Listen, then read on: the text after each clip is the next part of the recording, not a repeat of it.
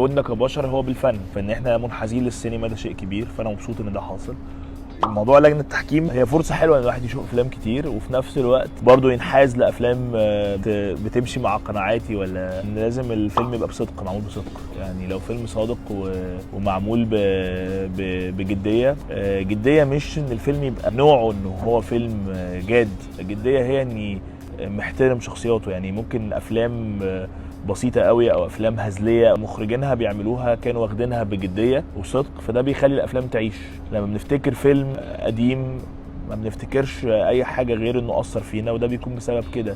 او افلام لما تنزل، يعني في افلام كتير قوي اتعملت كوميديه كانت الناس بالاول بتقلل منها عشان تقول دي افلام كوميديه تافهه، بس بعد سنين السنين افلام عايشه ومؤثره والناس فاكره كلامها، وده جاي عشان الافلام دي كانت شخصيات اللي بيتحكي عنها كانت بشر.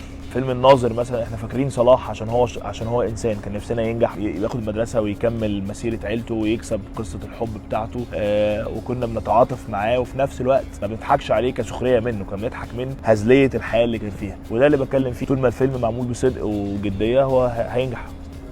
وانا ما عنديش خطوات، انا دايما هدور على الفيلم اللي هيفاجئني بشكل انساني. يعني احس ان الفيلم ده وراني حاجه ما شفتهاش عند حد تاني، وانا مؤمن بده جدا، ان كل ما كان اللي بيخرج الفيلم متعمق جوه حكايته وجوه مشاعر الفيلم هيطلع شيء مش شبه اي حاجه في الدنيا مهما كان بسيط او معقد. يعني ولا قضيه، انا نفسي السينما المصريه تتكلم عن البشر مش عن قضايا.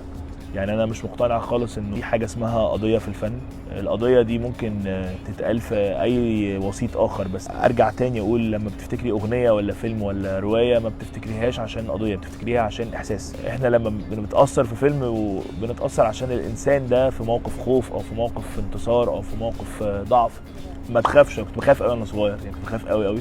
لما كبرت بقيت خوفي قل جدا. فوانا صغير كنت جبان حقيقي، يعني جبان اللي هو جبان ابقى نفسي. اجبرت بالزمن ان انا ابقى نفسي ومبقاش عندي اختيار تاني، فلقيت الموضوع ممتع، فما بقيتش خايف يعني. بس